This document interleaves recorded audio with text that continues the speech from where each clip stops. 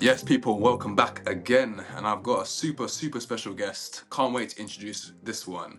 All the way from South London, Brixton, the woman herself, Angie Brown. How are you doing, Angie? You okay? Hey, look at me clapping myself. I always do that. Come on, come on. We'll do the effects and that in the background as well. As well as that, we got our partner Mike, who is also managing Angie. How are you doing, Mike? You good? Hello, Jerome. Nice to meet you here. That's great. Yeah, we're doing Lovely good. to have you Yeah. both. I'm really, really gassed to speak to Angie, to be fair, because Angie, you've worked with some crazy artists. You've worked with, let's start, Kate Bush, the Rolling Stones. I've heard Fatboy Slim, but my favorite one is a historic track that like changed my life. Return the Mac. You were the backing vocalist for. That is insane. Amazing to meet Mark and work with him before he turned into a big superstar. I know we worked on such a legendary track. Obviously, my first question for you was obviously, yeah, what was that like? How did that opportunity come about? Well, really, when I did I'm Gonna Get You, it was 1992. So I was 27. I'm 61 now, and basically, I've always hustled.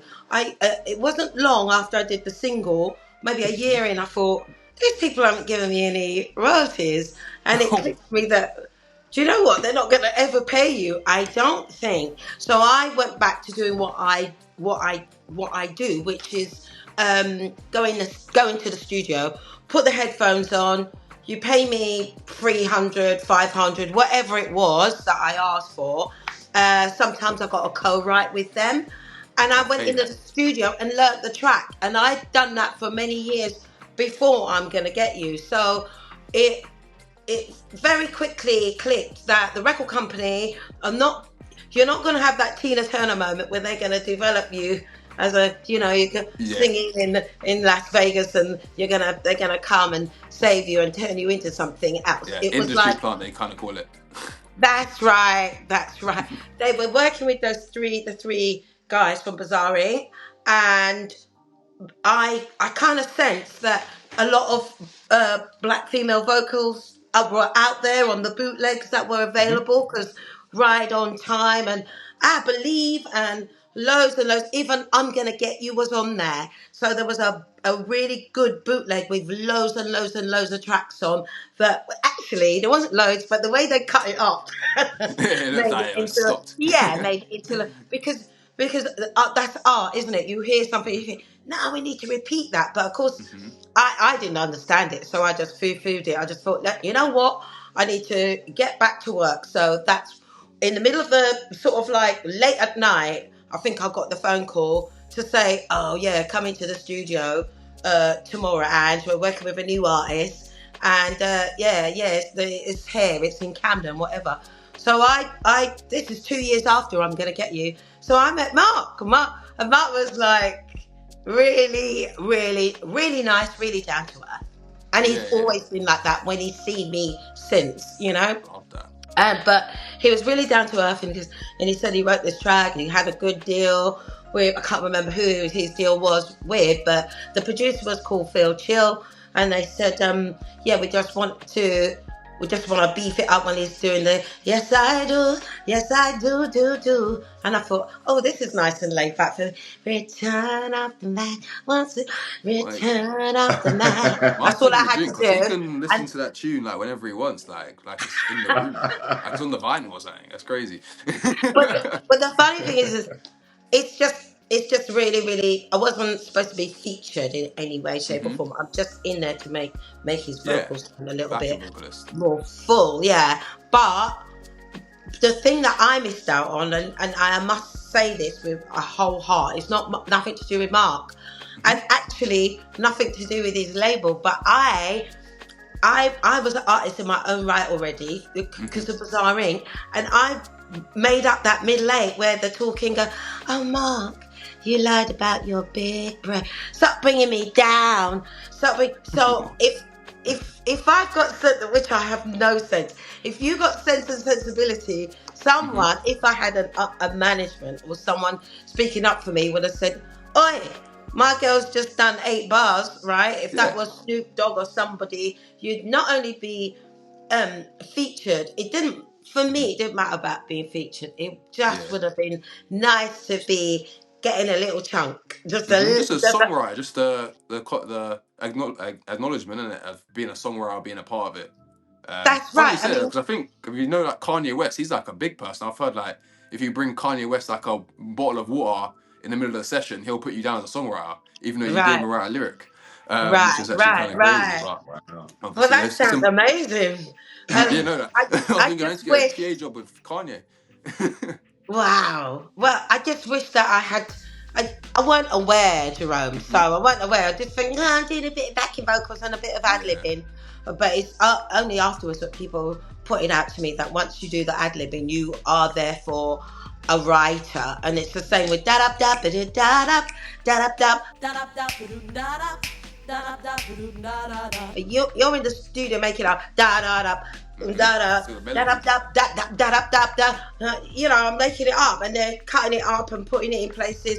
Really, again, you're a writer on there, but how you're young and silly, and it doesn't occur to you until much later on. You think, I missed out on, I missed out on a few million there, but hear what? Nothing said before the time, nothing done before the time. And you never know. As you came in with the spirit, anyways. That's the sort of thing. You made some history there, anyways, with obviously being a part of that track.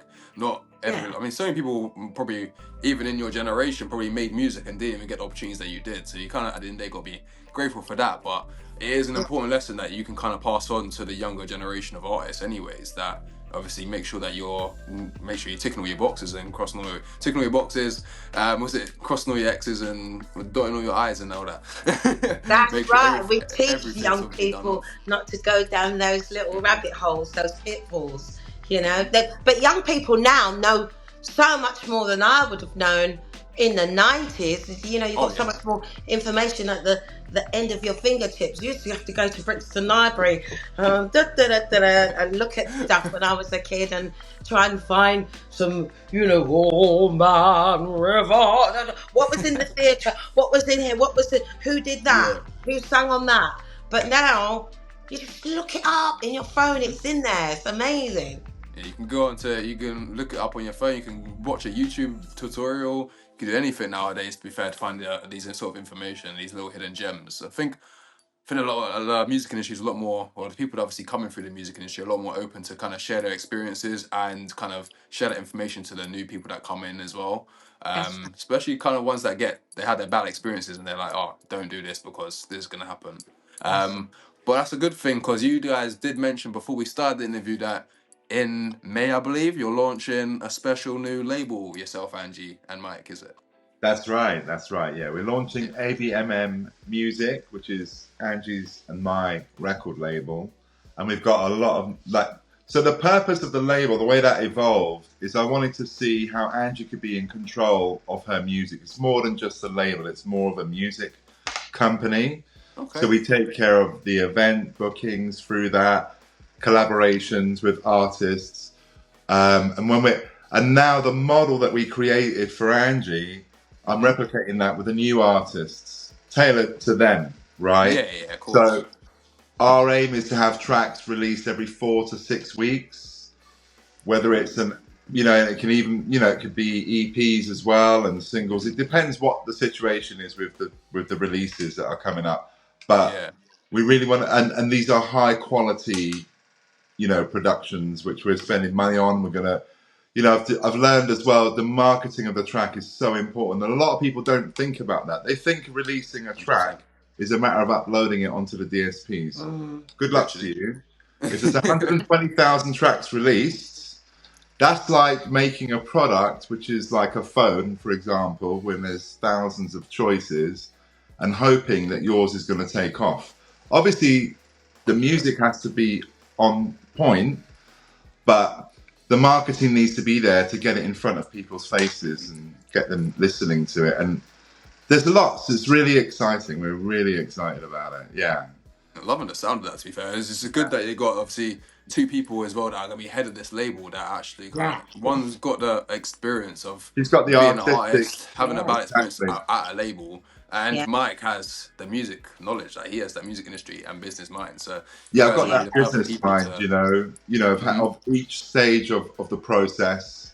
and making sure that everything is fair between the artists, and really, really working towards developing that artist and them expressing themselves, to the people. Everything's transparent with us. Yeah. No, I Yeah. love And it. And obviously, you want to give the artists oh the look, good experience. I'm having a hot flash now, but this is very real happening. But you know how I know I'm getting all excited about the music Good industry, speak. but for once in my life, we can't. It's not dodgy money. It's not old money. It's not millionaire, billionaire money. It's our money. It starts with us and stops with us, and we invite our acts to come in and get active. I call it AFA, artist for artists. You come in, you help with the other artists. You can see the analytics. You can get involved. You can come up with And each of the ideas. artists that are on the label, they help each other as well, where they can, Yeah. because I think it's really hard That's for an amazing. artist to handle the business side of it, because they need to focus on the delivery of what they do.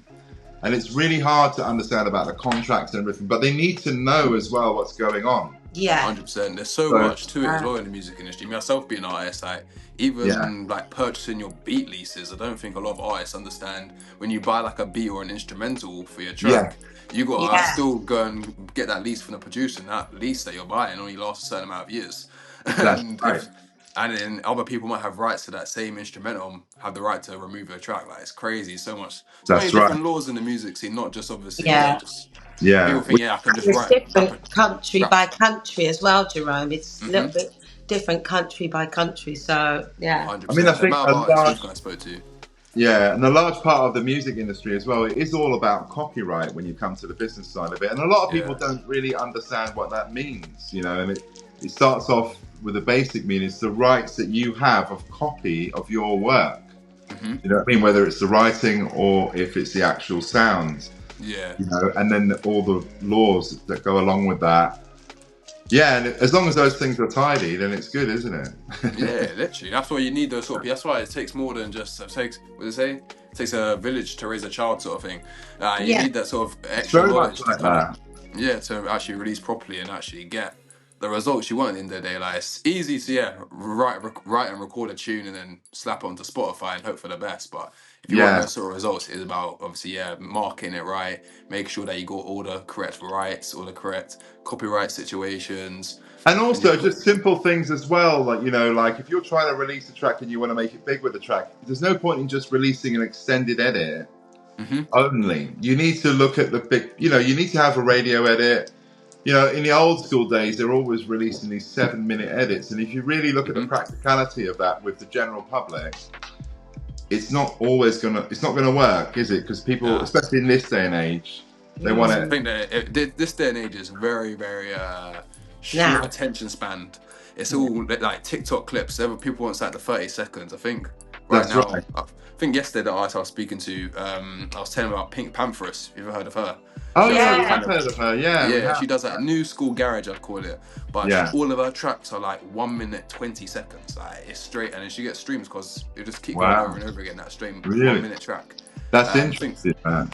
Central C as well, and like Ice Spice, all like the new school people, they're all making really short, snappy tracks because people's attention spans ain't really with it. That's an interesting point of view. It's true though, it's a very good point, and I think it's a new thing that people are learning about right now. I mean, you need the extended edit for the clubs, for the DJ to mix the track, but when it comes to playing it on radio and when they use it on the socials, videos on socials are 15 to 30 seconds. If it's a minute, it's already going a bit long, isn't it? Yeah, that's the sort of thing nowadays I find. But I don't know, you get a mixed bag of audience because I'd say it's like Drake versus Kendrick, where it's like Drake will make like really good like fun music that you can listen to over and over again, and it's quick and then you're in and out. Whereas Kendrick Lamar makes really high intelligent music, amazing lyrics, but it's really long. He'll make a 7-minute track and then you're like, I've heard what I need to hear after 3 minutes. That's right. But that's the sort of thing people don't. That's exactly right. You see, that's exactly right. And so that's what I make sure as well is that when they are doing a track, we've got different edits that suit.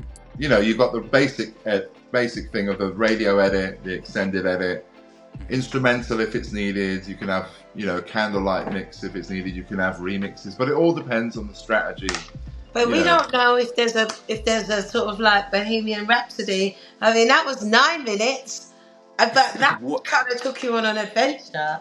Yeah, Yeah, you need to, when you do like tracks like that, probably what I was going to mention, Mike, was probably like visuals is another aspect of the music scene that people really very much. don't kind of take a map to these days. People are like, Yeah, oh, I need to make a music video, or I need to, because visuals are crazy. But even like the artist we had yeah, yesterday, they're called 45 Acid Babies, remember?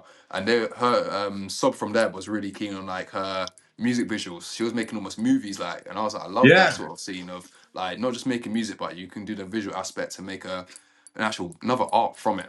We love Um, the visual aspect of it, and we live in an audio-visual age. And you see, one thing that I 100%. run into all the time is the old school people and the new school and the in-between. And the old school people, some of them are really confused about now. We're like Well, that thinking, was funny enough. how That to was even get one of the my questions for Angie. music without putting the music in a record shop? How does that work? Yeah, that was literally one of my questions for you, Angie, because I saw you obviously been in the music scene for so long, and I was like, what do you think is the biggest difference of comparing the music scene from the 80s, I guess, or the 90s to Yeah.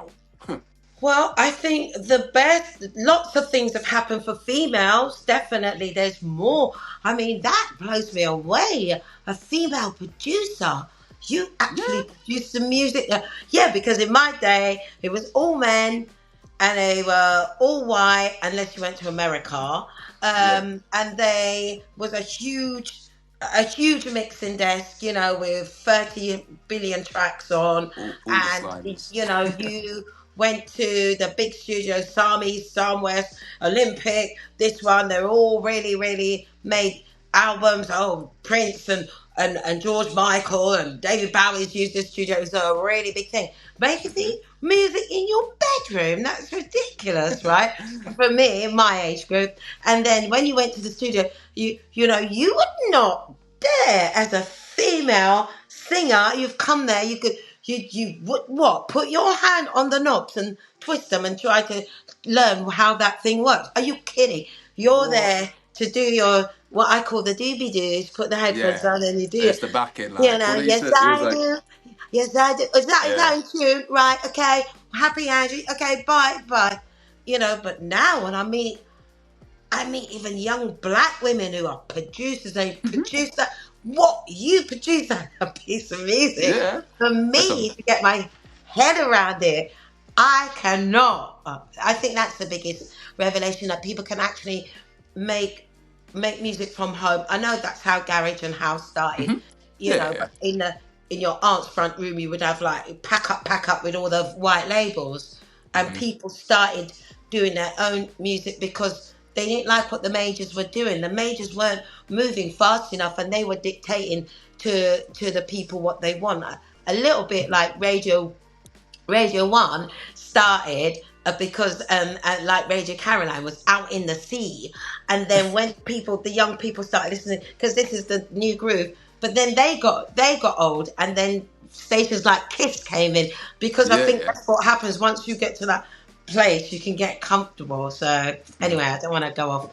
That was a cool one. I wasn't expecting you to kind of say that about the female producers and all that sort of stuff, to be fair. But it is a changing industry all the time, to be fair. Even I find it's moving like constantly. Like I can't keep up. So I'm like, who can keep up? It's all about setting new waves these days. It's all about I mean, I TikTok think in dances. reality, with Spotify and all the different music platforms, we really are in early days with it all. I think in the future you'll have an artist that has 1 billion monthly listeners. In 10 years from now, 5 years, maybe not even as long as that. Probably within the next 5 years. You'll have somebody that hits 500 million, monthly listeners. Bruno Mars had 155 million. Do you know what I mean? I was literally about to say Bruno Mars as well. The Weeknd had 100 million, when he was at the top, and now it's stepped up. So it's going to keep growing. The beauty of it is now, if you really embrace it, and there's a lot of work to do in the legal side of things, to get laws to regulate music so that people are treated fairly and it's very clear. There's a lot I can say about that. Which the music all of the podcast, but I'm not going to do that.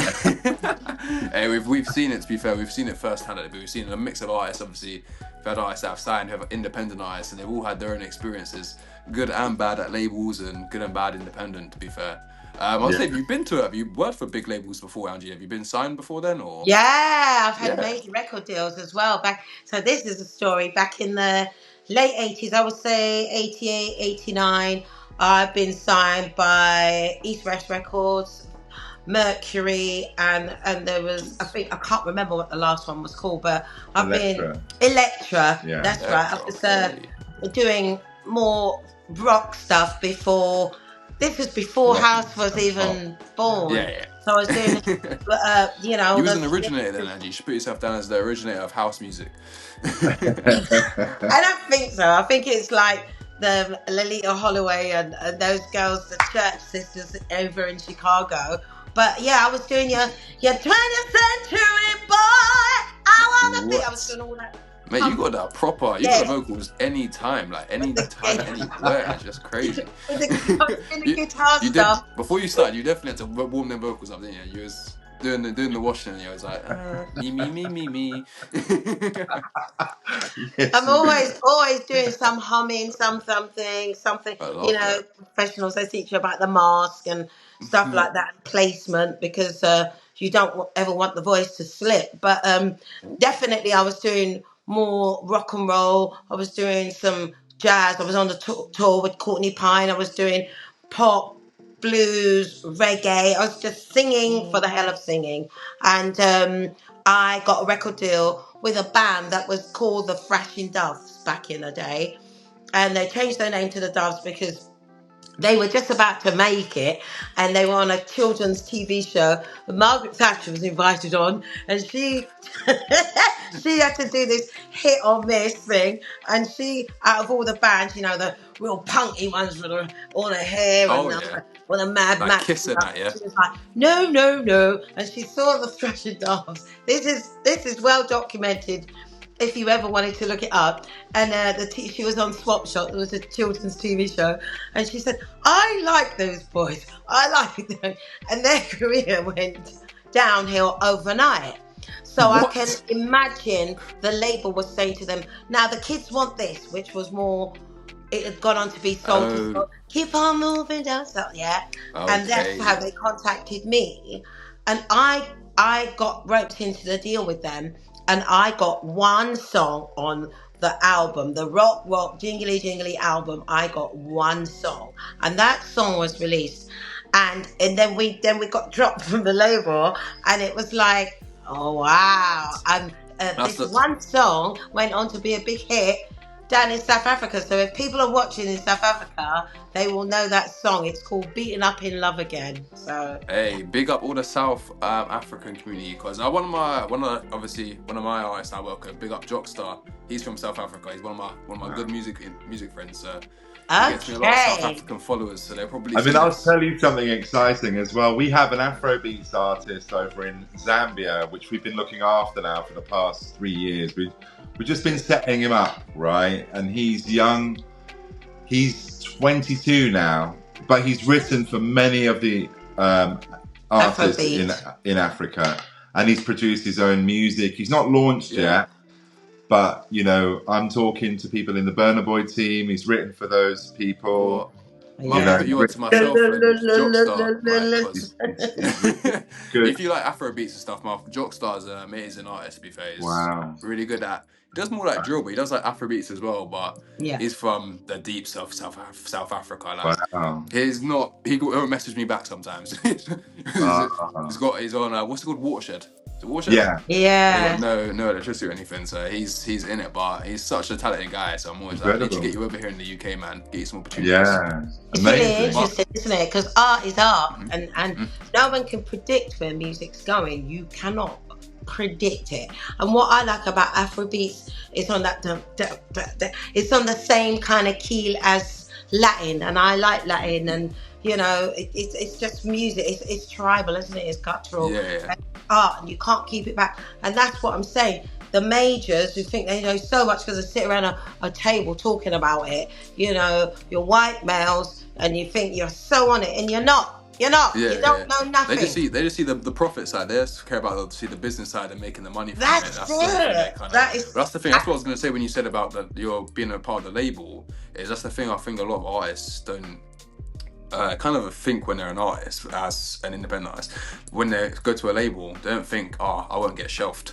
Like, they can Yeah. sign me in for a certain amount of deals, and if I don't, they'll think, okay, I'm going to get a quick 20k up front, and they're like, cool, that's cool. But then they're releasing music forever, and they're never going to get out because the label's just like not actually pushing their music anymore.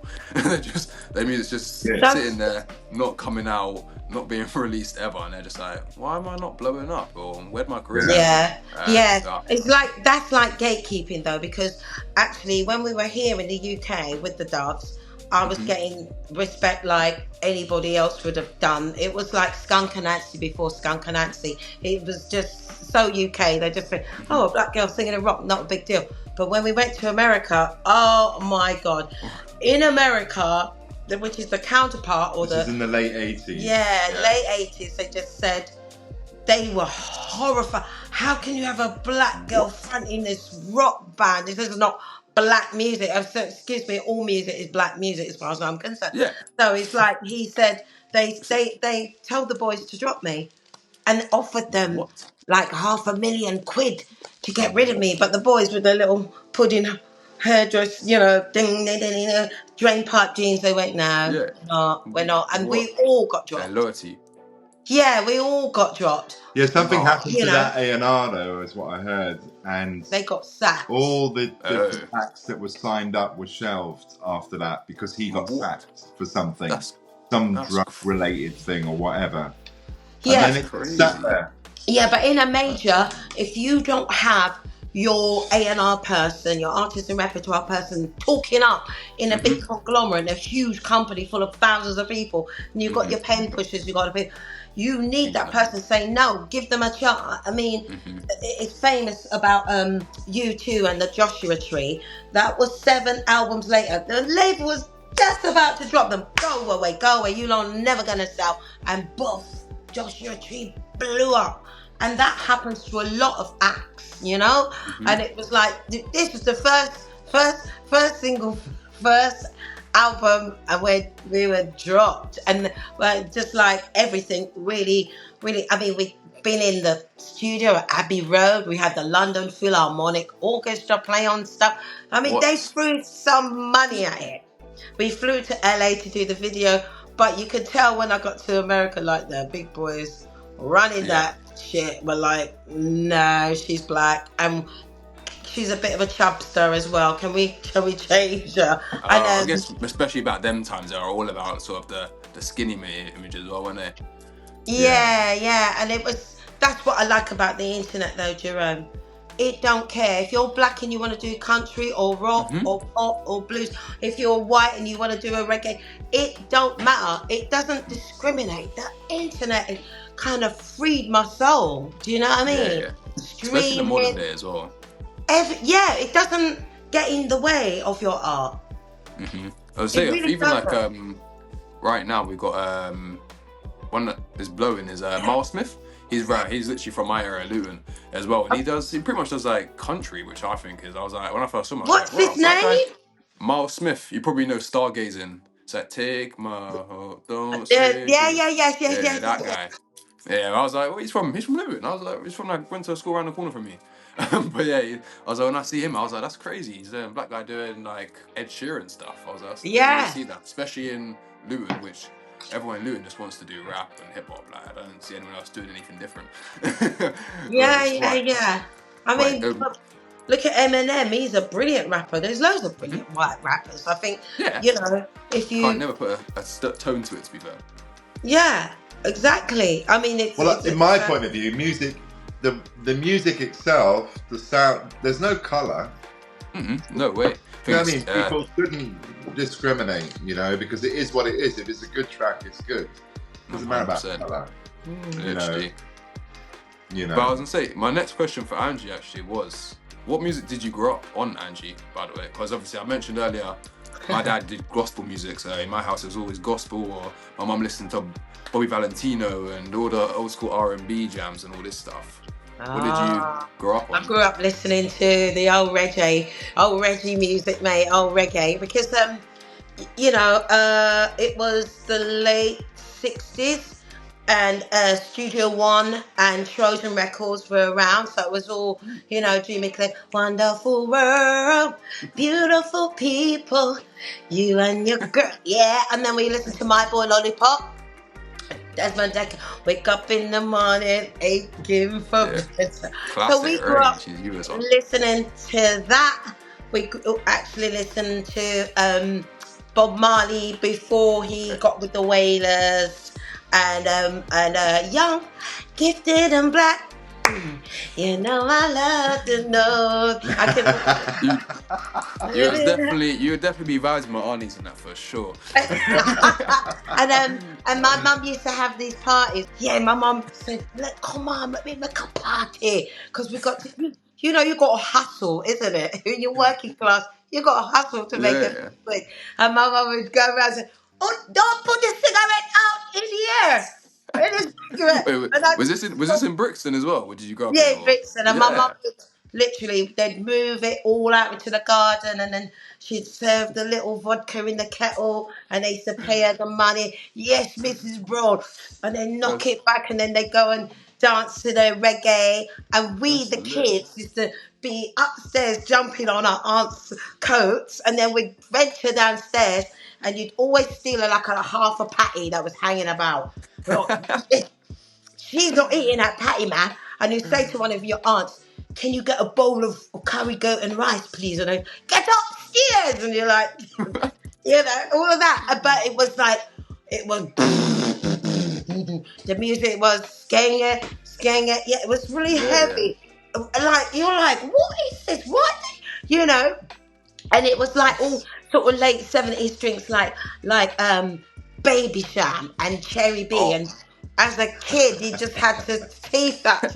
You'd be knocking it back when they weren't looking. I mean, I had the best time, and we'd really drop 2 foot sometimes at the party. You know, your aunt would come, and you see the boobs come way before her, and she'd be that's classic Caribbean aunties. Your background Jamaican as well, Angie, I'm assuming. Yeah, my parents are Jamaican, but I don't care where people are from. I just like my mum. I tell you what my mum used to do. So when the neighbours complained, the police used to come, right? And back then, you could say, "Come in, man, come in." And we go, "Oh, we don't mind if we do." And they used to have the best time. And they were supposed to be telling us to switch it all off. What? But you was living the good times, man. You guys, I always loved hearing the stories from like, people having sessions back from like 70s, 80s, and 90s, man. Because when it got to 2000s, by the time I could party, it was not cool. It doesn't sound like it's fun. Like my partner's mum always says about her like Exodus parties and that. I don't know if you guys ever went them in like Luton town. I'm pretty sure they were in all around like Bedfordshire and stuff. But Exodus parties sound like they were insane, like illegal. Well, it sounds like the raves. It sounds like they the raves. They were the illegal raves where they get like a warehouse or something, and then it just be like 100 people in there, and then just illegal speakers, and then But move location. The weirdest thing is, like, when my mum loved a party because she liked being sociable. So when we moved, we were 1976. So there was riots started in Brixton, and my brother kept getting arrested, and he'd never done anything wrong because it was to do with the sus laws. So my mum said, "Right, we're moving out of Brixton," and we moved out. And then my mum still had her parties in the house, but where did you move to? Like, yeah, it was family dues. It was family and anniversaries. Oh, okay. But yeah, where did you guys stay in London then, or did you? We live in London now. We live in Forest Hill. Oh, yeah. Okay. No, nice area. I was saying, where did your mum take you after Brixton? Right, so we went from Brixton 5 miles up the road to Penge, outside of Crystal Palace. And that's where I got the rest of my education, because I wasn't learning anything in Brixton's soccer. I was getting in trouble, you know, Brown, one more peep out of you, and I get thrown out of class. Brixton is still trouble now, so. Yeah, it's that energy though. It's that energy. But my mum knew I wasn't learning anything at school, and it was time to move. And because it was Penge, it's on the border. It is in the borough of Bromley, which is Kent. So it's a whole lot cheaper than buying a house, you know, anywhere within the radius of, you know, my mum, she got a huge house for like a quarter of what she got for a house in Brixton because they built the tube there in 1972. Woo! That's why they keep expanding the London zone, so they make the price of the house go up. Right up. Right That's up. why. My mum and where my mum and dad bought their house in Gately Road, it's round the corner. The tube is literally through a little alley and boom, you're there. And Whoa. it's like that made the houses, and that's the first time we saw the houses being split into flats. I mean, this was different, you know? You saw the beginning of an awful trend in the housing market now. Yeah. Mate, so when I grew up in, obviously, my family grew up in Fulham. So I'm literally kind of probably across the Yeah. bridge. Yeah. Well, I was in Literally. West London. I was just down the road near Shepherd's Bush, and Yeah, you probably, yeah. both you probably definitely know my family anyway. So Yeah, I'll yeah. definitely find out. I'm gonna message my aunties now. Obviously, yeah. Which one of you know Angie? I'll message my auntie Diana Yeah. because I'm my uncle Basil Mead's partner. I'm like, how you know Angie? You must have met her Angie, before. didn't you do some work with the House Gospel Choir? London Community Gospel Choir, which is my uncle's. No, but I know. I think tell a lie. No, we all backed Heather Small one day. The BBC had a show that was celebrating 50 years of the Windrush, because I think it's 75 years gone now. But it's 50 years, and we got a chance to work with a lot of people, and I was in the house band, so it was like Willard Smith and Shola Ammer and Desmond Decker was on the gig, and Prince Buster. Don't watch this, you know. Yeah,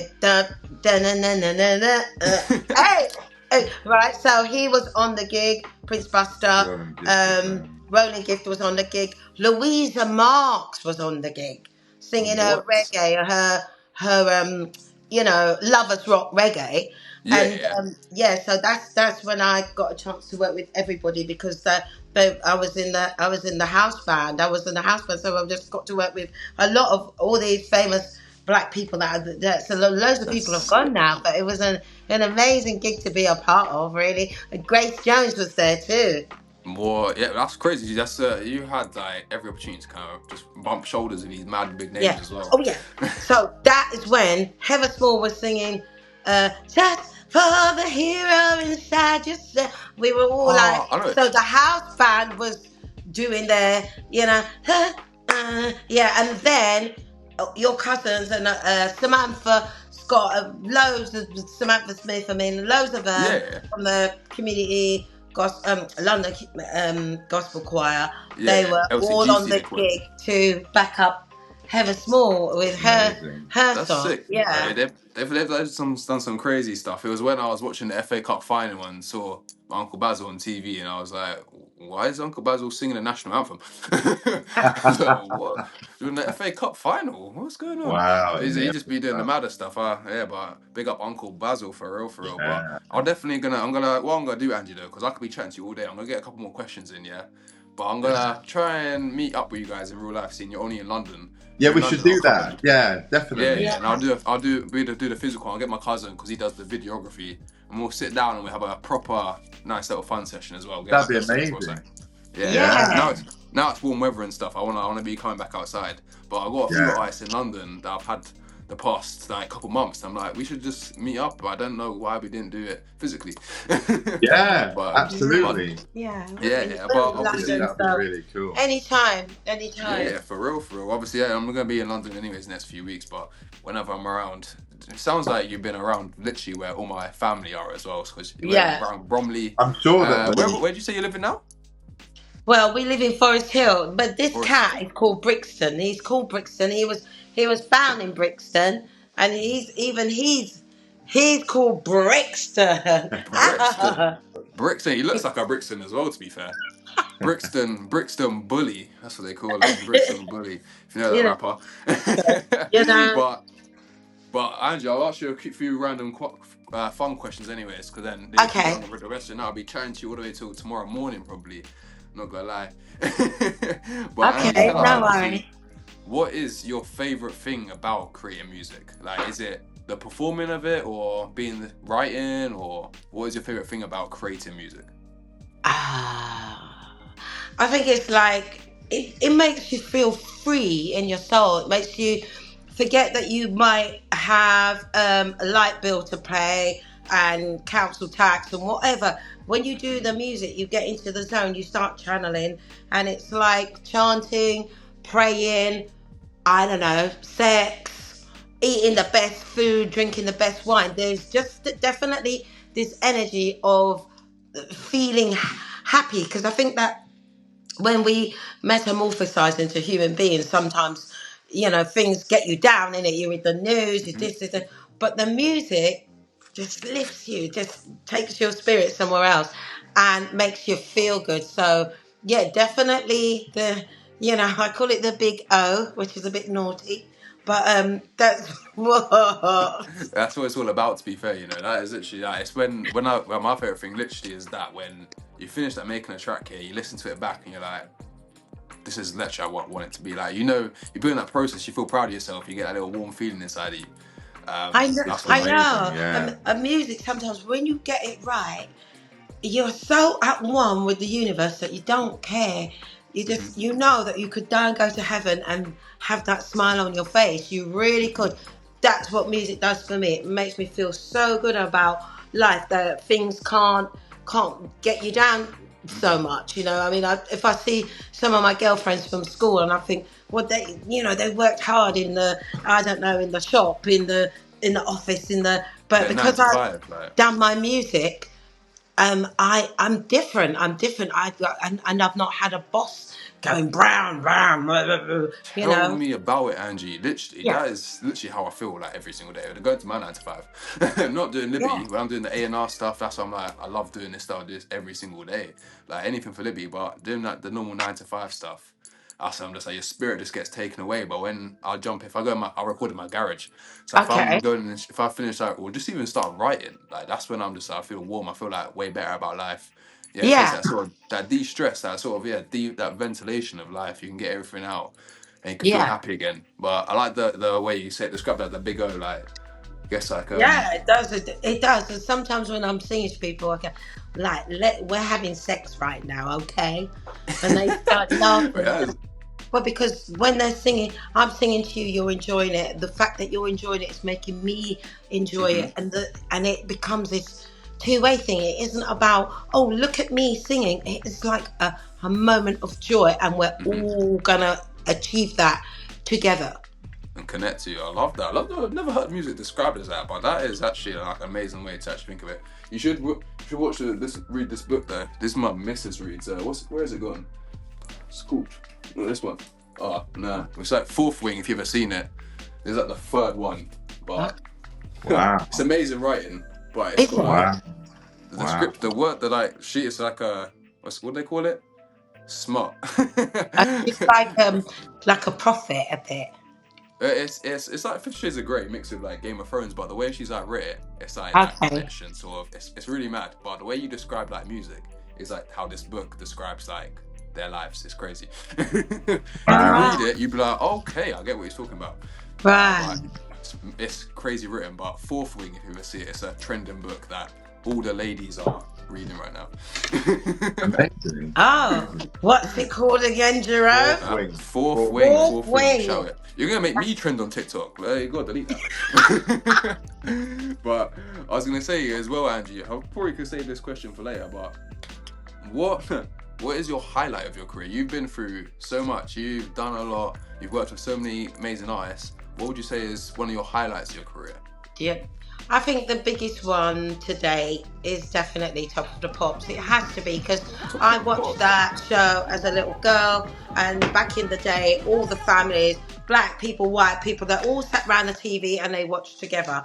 And black people were like, boo, if it was too punky. And they were like, yes, we like this one. If it was like some American soul music, was Diana Ross or something. And just to get on that show, it wasn't like now when you've got lots of different franchises and we've all got our own TV show on TikTok, on social YouTube media. channels. It was like you got the 4 channels or 5 channels, not very many, and everybody used to watch it, and everyone knew everything about the chart. They actually knew who was number one and who wasn't. And so when I got on there, the furore, that, like, you know, my mum was like, "Oh yes, Angie's on the television, yes," and, But and my she's dad like, was I'll like, rate you now. you know, how come you was on the television and you was in the room at the same time? And you'd go, Dad, honestly, it was pre-recorded yesterday. And all the things like that.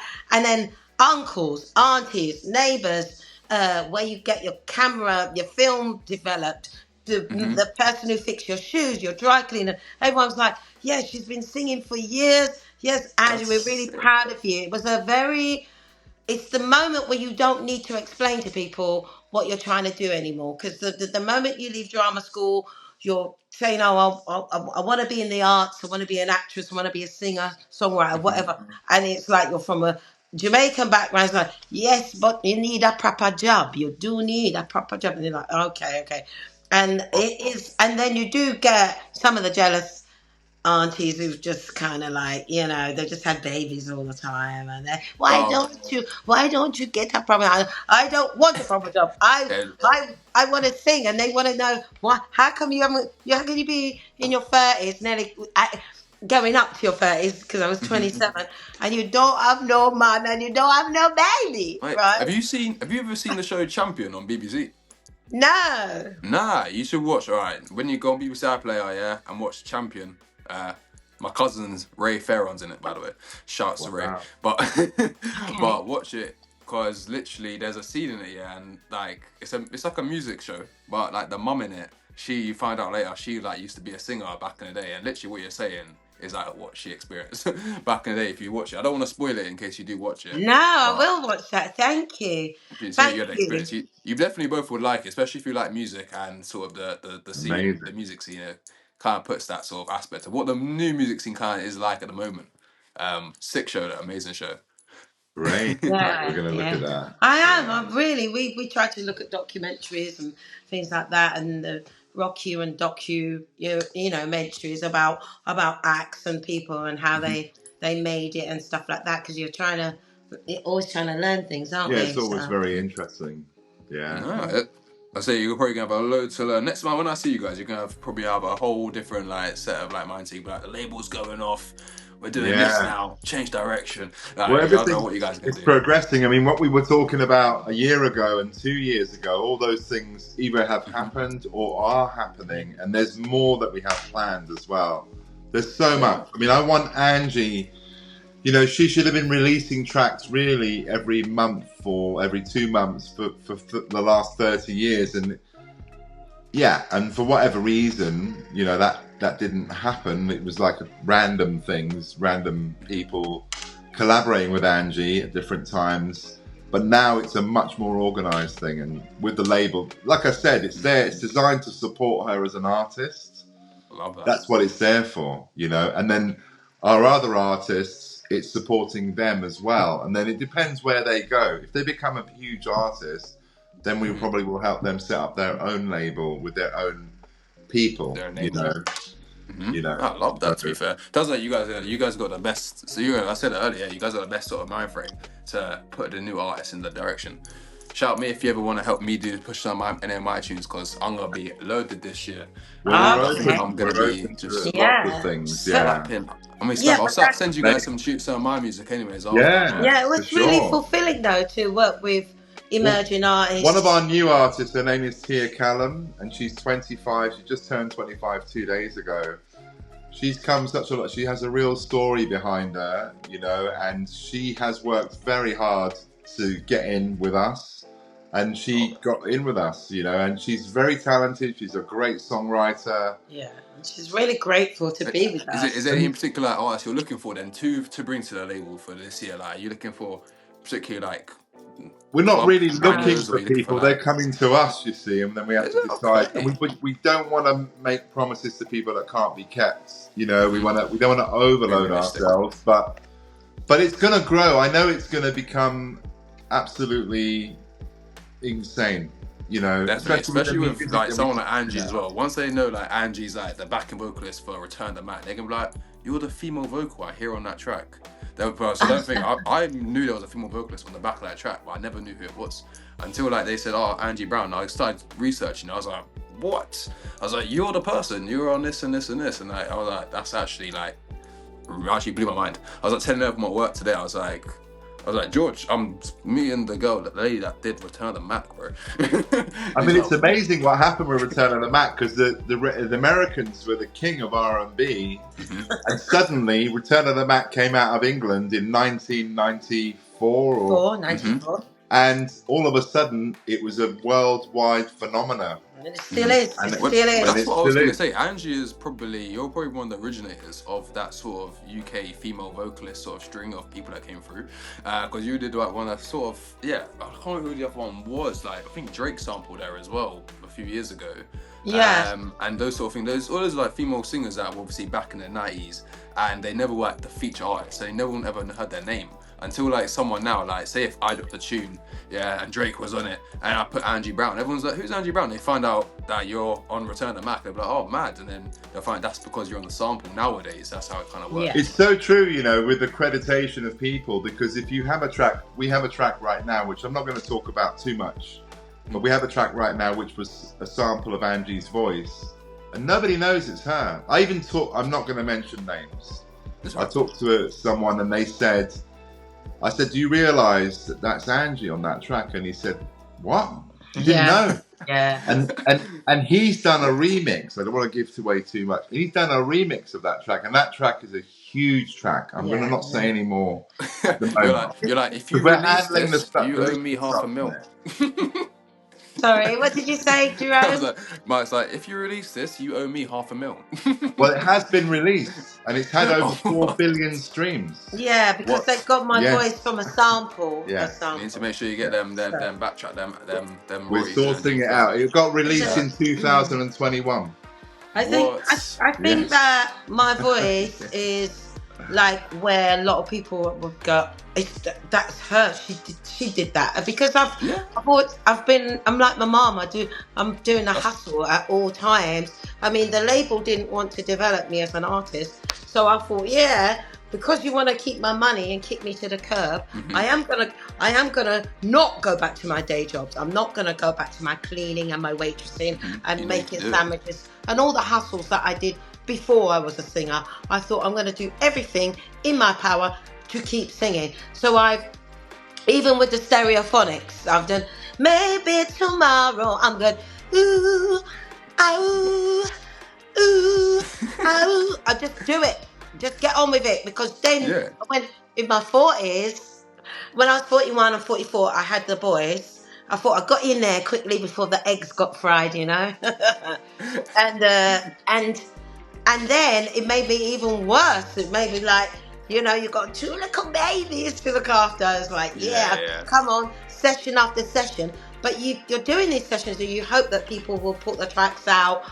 And for me, it's like flinging mud at the wall, because they didn't put it out, or it got in the dance chart, but not crossing over to the national charts. And I thought, no. Just need that extra push, really. It does.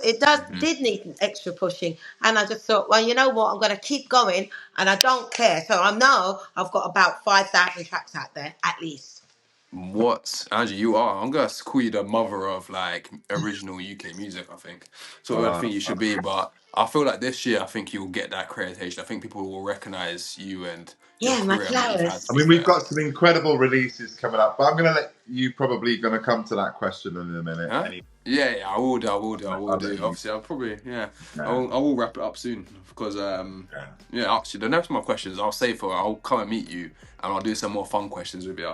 That'd be amazing. And I'll do some little games and stuff as well. But I was going to say, that pretty much all my questions anyways then.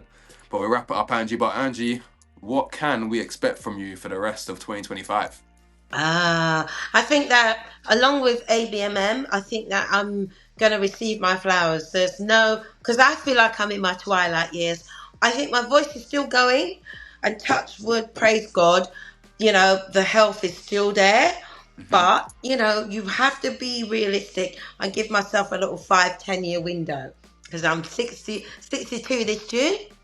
And with the grace of God, the releases, the throat is still sounding good, I mean, Angie She's taken care of her voice over the years, and it actually is better than it's ever been. And What? so, with the Mike's guidance of giving it. Mike's saying Mikey, we don't even need auto-tune. No, we don't. No, we don't need auto-tune because she sounds like the record. That's what they said on The Voice. That's what I Tom. love it. You still sound good over the phone, Angie. She So sounds like the record. Sounds like a record. yeah, She because does. so that's what I think that's going to happen this year. I think that loads of people are going to have that, like you're having that Jaws moment. Oh, the shark's still out there. He's going to have that moment of it's Angie Brown.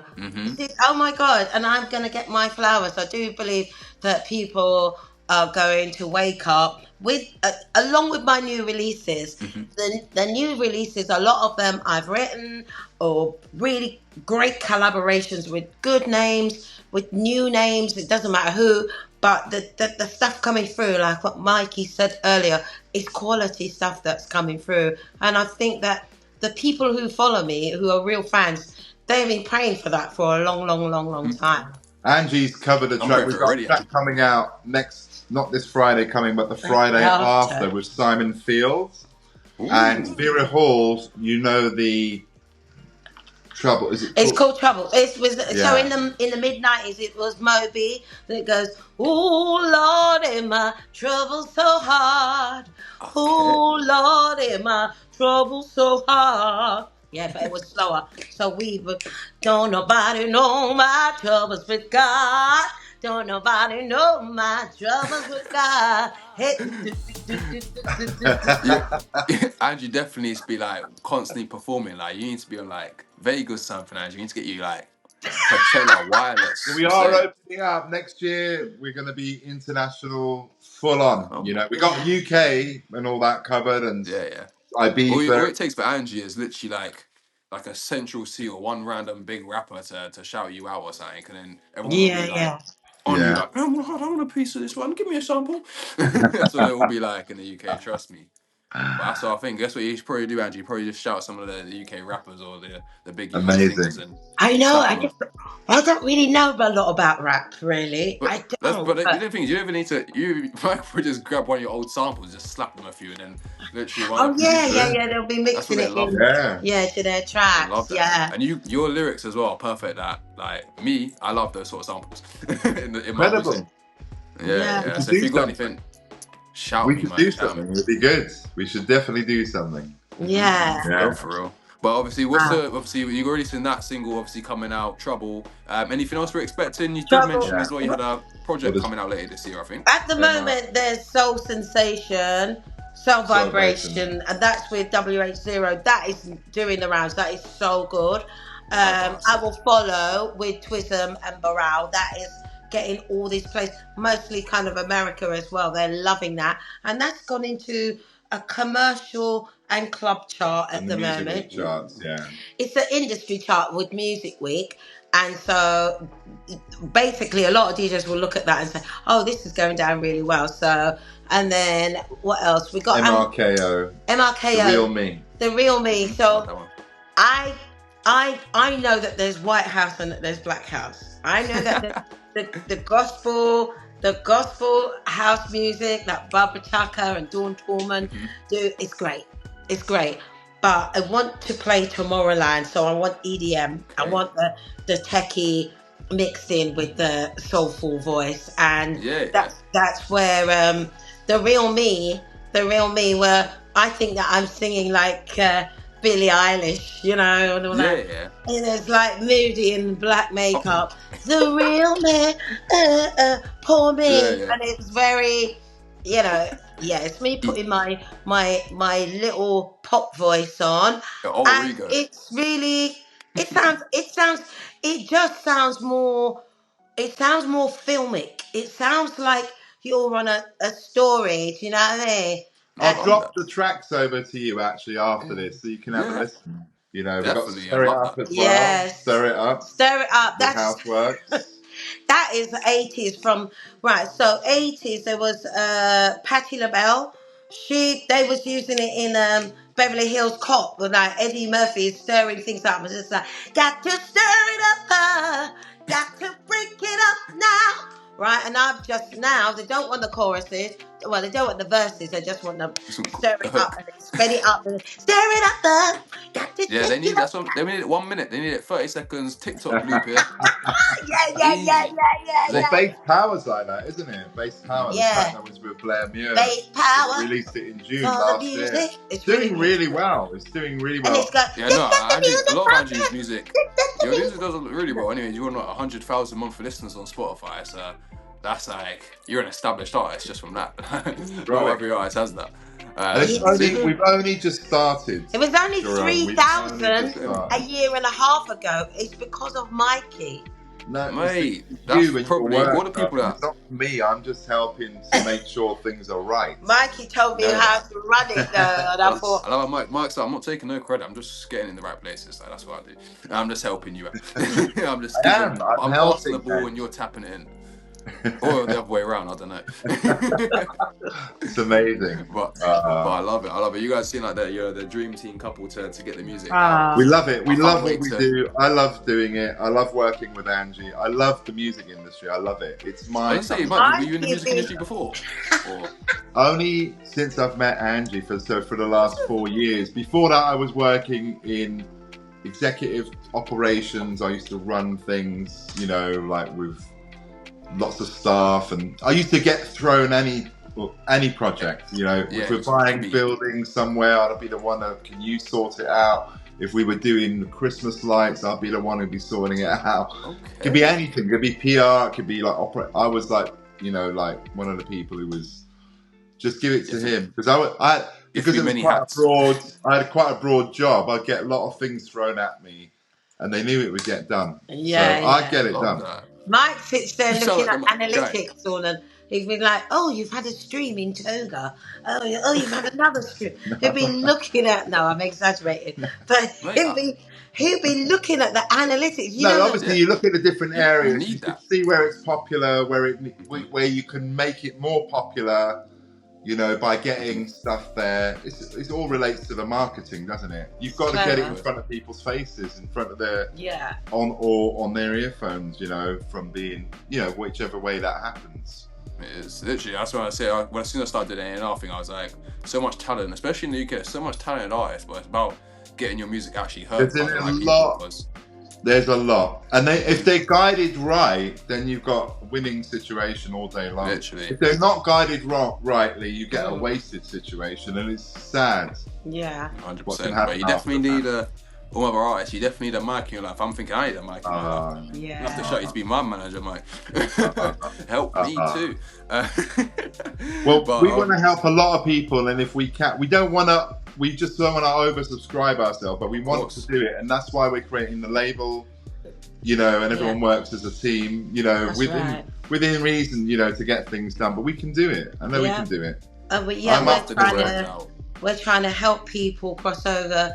That's what I've decided that I want to do, is be an artist who actually, collaborates with new people and other peeps coming through and bring them to the forefront. What's the point pulling the ladder up behind you? Extend it and help people cross over. Why not? Exactly. You never know. I always love to think like you go through the experiences in life, so you can kind of use that experience later on in life to help people. You never know who you're going to bring up, and then. I mean, you're a legend anyways, Angie, so I was going to say it'd make you like a legend in their eyes, but they probably see you and they'd be like, right, I've got a legend helping me. It's really nice. It's really nice. Nice to meet you, Jerome. Yeah. You too. It's been amazing speaking to you both. I can't wait. I'm definitely going to get something lined up for maybe like April, May time, so next couple months. Yeah, let's do it soon. Yeah. Let's meet up soon anyway. Let's have a meet up soon if we can. Let's do it soon, 100%. Yeah. Let me get my hair re-braided and stuff. Yeah, I'll be back outside. Yeah. But guys, I could be chatting to you all night. I'll let you go anyways because it is 20 to 10. My last actually couple questions for you, Angie, is one, what bit of advice would you give any upcoming artists? I would just remain humble. That's the biggest thing, because when you're young and you think, oh, someone wants to sign me and they're going to make me into a star, at the end of the day, it's business. They're going to use you as a tool to make money.